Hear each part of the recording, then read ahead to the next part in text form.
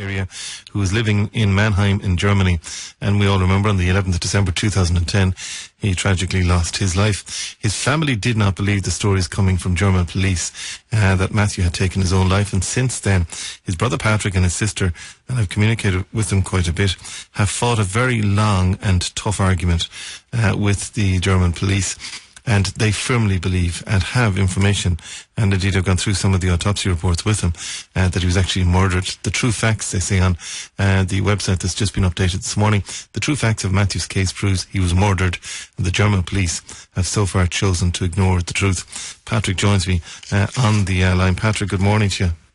Good morning, Keith. It has been a long 4.5 years for the family, and it has been a long battle. It certainly has. It's 3.5 years, Keith. 3.5, sorry, excuse me. Yeah, and I think it was at the end of summer 2011 when we last spoke, because in September 2011 we contracted a lawyer in Frankfurt who took on the case and was appalled by the initial investigation that was carried out by the German police. In February of 2012 we had submitted a 400-page documentation of evidence to the Mannheim prosecutor, who subsequently opened or requested the police to open up an investigation of homicide into Matthew's death. And that's as far as an investigation goes. What happened over a 2-year period from February 2012 to when we received the investigation files from the police in February of 2014 really highlighted that the German police tried to build a case of suicide rather than focusing on an investigation of homicide. And a lot of the evidence that they put in their documentation was just appalling. That they interviewed key people that were involved, associated, or knew Matthew. They didn't cross-examine any witnesses. They allowed lies, contradictions to pass through without any proper analysis or investigation.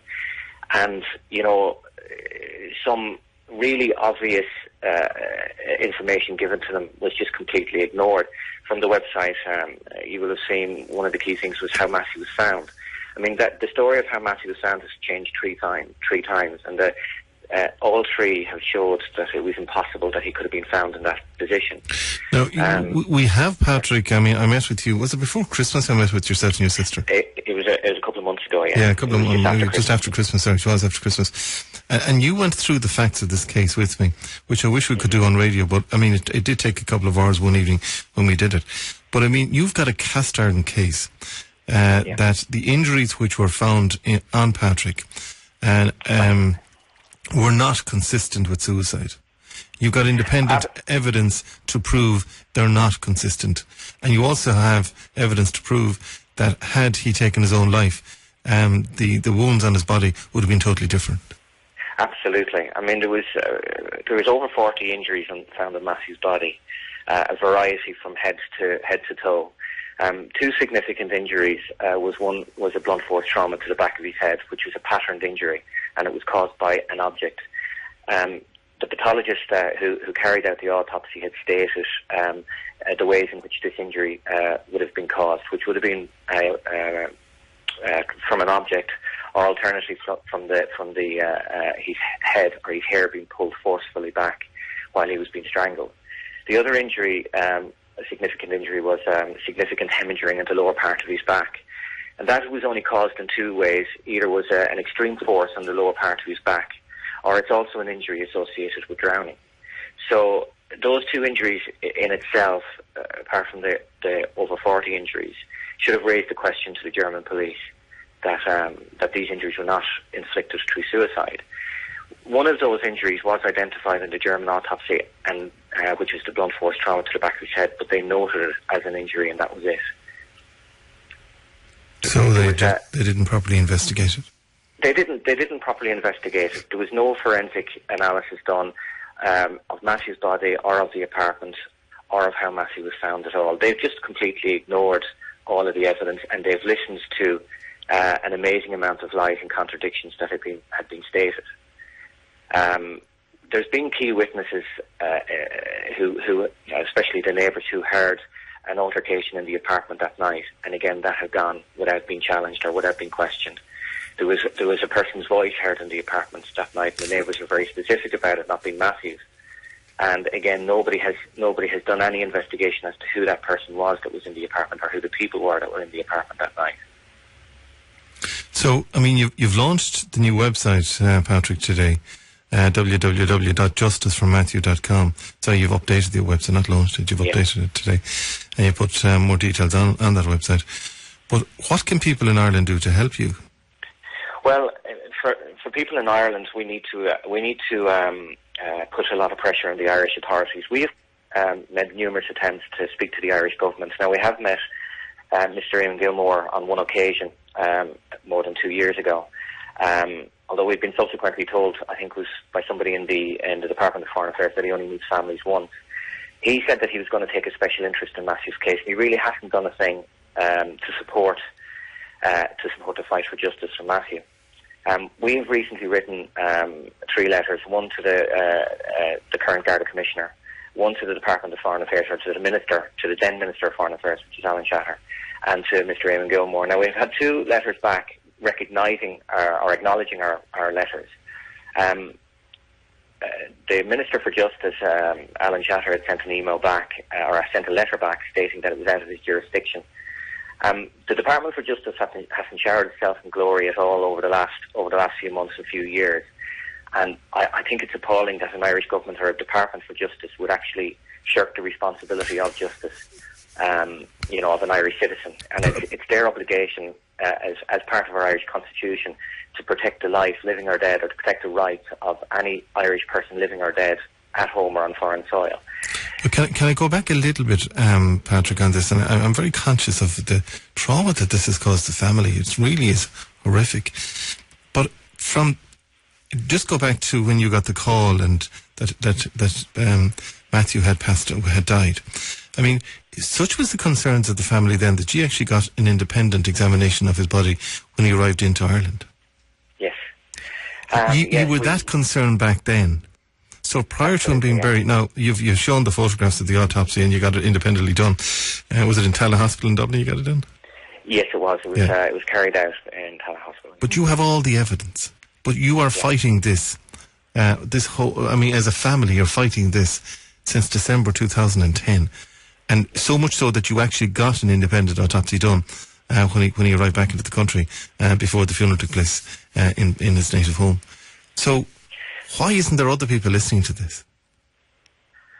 Well, I don't understand why the Irish government are not listening to this. I mean, when Matthew died, it was certainly at the time when the Irish government were in need of financial help, certainly from Europe. I think the bailout happened. And do you think that stopped them upsetting the German authorities?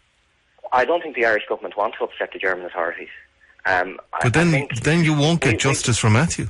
Well, we made a request of Eamon Gilmore to demand that a full and proper investigation was carried out into Matthew's case, and he stated at the time that he didn't want to prejudice our case. Now, we didn't have a case at the time. We'd gone through we passed through the coroner's court, which we had an open verdict, but yet it hasn't stopped Mr. Eamon Gilmore from getting involved in other cases that would be more higher media profile cases. And do you believe and he has made those demands publicly as well. Do you believe that if you weren't living, or your family wasn't from Portumna, but if you're living in D4 or in Sutton or in Howth Head or something, that you would get an awful lot more attention?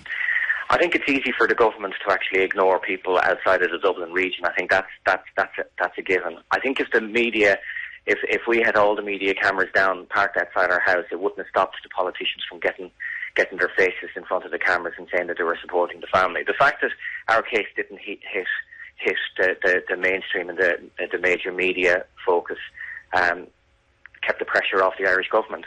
And it doesn't matter what we say and how many emails and letters that we would write to Mr. Gilmore. He said he has a special interest in the case, and that's as far as it's gone. We don't know what that special interest means. As far as we're concerned, that could be lip service. It is lip service, of course. Could be lip service. Yeah, I mean, but again, long enough. Patrick, without prejudicing the case in relation to Matthew's death. I mean, you've done yourself and your sister have done a tremendous amount of investigation on this. You have a fair idea, give or take 5%, what happened. You know what happened. You have other details. You have bank account details. You have all that type of stuff. And again, I'm very cautious not to prejudice the case in question, in case it ever does come to court. But you know, full square, that Matthew did not hang himself. Oh, absolutely, yes. Absolutely. I mean, looking at the website and even from the measurements evidence that we have, we took all the measurements that the German authorities had taken, and it was mathematically impossible that he could have been seen or found hanging. The injuries highlight that Matthew went through quite a brutal murder, and the circumstances around Matthew's death highlight that Matthew was murdered. And yet the German authorities won't take it seriously. They're just not ignoring it. I mean, our lawyer certainly believes that because Matthew was an Irishman living in Germany, that it was an easy decision for them to make a foreigner walk away. I don't think you realise what he was dealing with, though, with the Fitzpatrick family, that you want, no. as the website goes, you want justice for Matthew. The website, I mean, you go through the facts, you go to the homepage, facts, how people can help, new updates, and a contact button as well. So you're hoping that other media that may be listening to us at a national level today, or representatives of theirs, will take up this cause with immediate effect. Absolutely, and also the people of Ireland and people listening into your program this morning. I think it's very important to understand that when we listen to the news every day and we open up the papers and read the news every day, we see a lot of murders, and we become kind of immune to all of this until it affects us. It's really important for two things: that we don't become immune to people being murdered, and the second thing is that we do not allow authorities, whether they be Irish authorities, to ignore the death of an Irish citizen, or to allow foreign authorities to cover up and to brush under the carpet the death and the murder of an Irish person. And we should take that responsibility not to let that happen, because there's many Irish people, as we know, scattered across the world, and Matthew's death is not the first murder to be covered up by a foreign authority, and we shouldn't allow it to happen. Well, at this stage, we will be putting calls out indeed to the Department of Foreign Affairs, to any other departments that will listen to us today, and to any politician indeed. I know you were to meet, the last time I spoke to you, to meet with Minister Kieran Cannon. How did that meeting go? Yeah, no, it went well, and I'm back over in Ireland at the beginning of June, and we'll be meeting with him again. We currently haven't discussed any form of action or any tasks that are going to happen, but we're hoping to do so at the beginning of June. But you have found him to be at least a politician that is listening to you. He certainly has listened. I mean, there's no disrespect to Kieran Cannon, but politicians have listened to what we've said, but there has been no actions. We're hoping for actions from Kieran Cannon from June. All right. Listen, thanks indeed for joining us today. You might stay on the line. I have some other news I want to impart to you during an ad break. Again, it's called jusitce.com. If you do want to get any further details on it, just go to that website. But again, how are the family, before I let you go, Patrick, how are the family coping? Oh, it's as fresh as the day we were told. I mean, it's very difficult, to be honest with you. And the latest investigation that came back, the information we read, has been shocking. It's been very hard to deal with, but our focus has always been on the truth and on getting justice. It doesn't matter how long this takes, and we're going to fight, and the fight will become stronger, certainly over the coming weeks, months, and hopefully we will start to see some movement happening in the not too distant future. Okay, I think just looking at some texts coming in today, you're going to get some great support from the west of Ireland. Stay on the line if you don't mind. I want to talk to you off air. Patrick Fitzpatrick joining us there for Justice for Matthew. Let's take a short commercial break. It's 9:38.